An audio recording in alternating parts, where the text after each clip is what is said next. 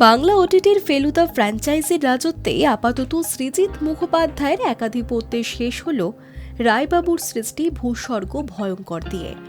সে কারণেই হয়তো ফেলুদা রহস্য সমাধানের গল্পগুলির মধ্যে অন্যতম কঠিন গল্পটিকেই বেছে নিয়েছেন পরিচালক সৃজিত মুখোপাধ্যায়।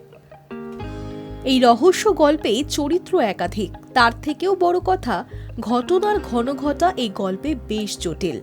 সঙ্গে অবশ্যই যোগ হবে গল্পে ভূস্বর্গ, মানে কাশ্মীরের মতো প্রাকৃতিক সৌন্দর্য মণ্ডিত স্থানের অবস্থিতি।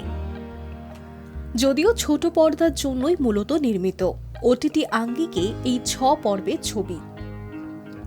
সৃজিত মুখোপাধ্যায় এটি তুলেছেন বড় পর্দার মেজাজে।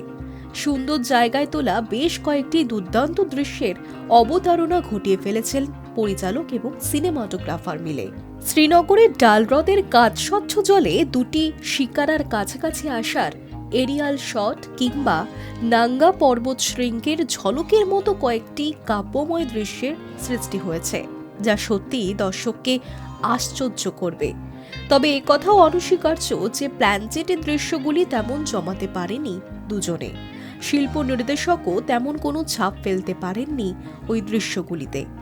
অবশ্য পরিচালক বা সিনেমাটোগ্রাফারকে এই দোষে দোষী সাব্যস্ত করাটা উচিত নয়। নিজে পরিচালক হয়েও সত্যজিৎ প্ল্যানচেটের দৃশ্যগুলিতে এর চেয়ে বেশি কোনো সূত্র দেননি মূল গল্পে, তাই পুরো দোষটি পরিচালকেরও নয়।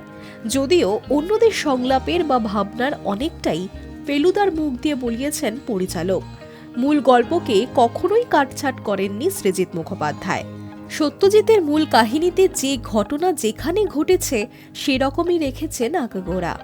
এমনকি বাংলা ছবির টানাটানির সংসারে ভূস্বর্গ ভয়ঙ্কর এ শ্রীনগরে হাউসবোট, গুলমার্গে লক কেবিন আর পহেলগামে তাবু ঠিক যেমন মূল গল্পে লেখা আছে সেরকমই দেখানো হয়েছে এই ওটিটি সিরিজেও।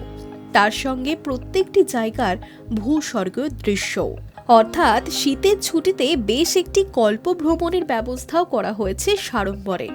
তার সঙ্গে সৃজিত মূল গল্পের বাইরে ভ্রমণ পিপাসুদের জন্য জুড়ে দিয়েছেন অতিরিক্ত কিছু, যেমন কাশ্মীরি লোকনৃত্য এবং একটি ওয়াজওয়ান খানাপিনা দৃশ্য।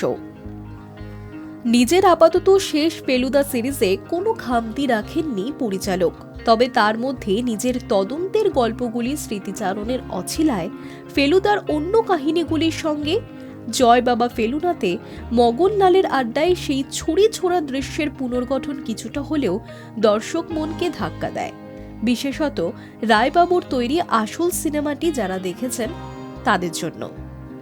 মোট কথা, ফেলুদা সিরিজ হোক বা মুভি, বরাবরই মন কেড়েছে দর্শকদের। সিনেপ্রেমীরা একটু বেশি দুর্বল ফেলুদার উপর। High news network.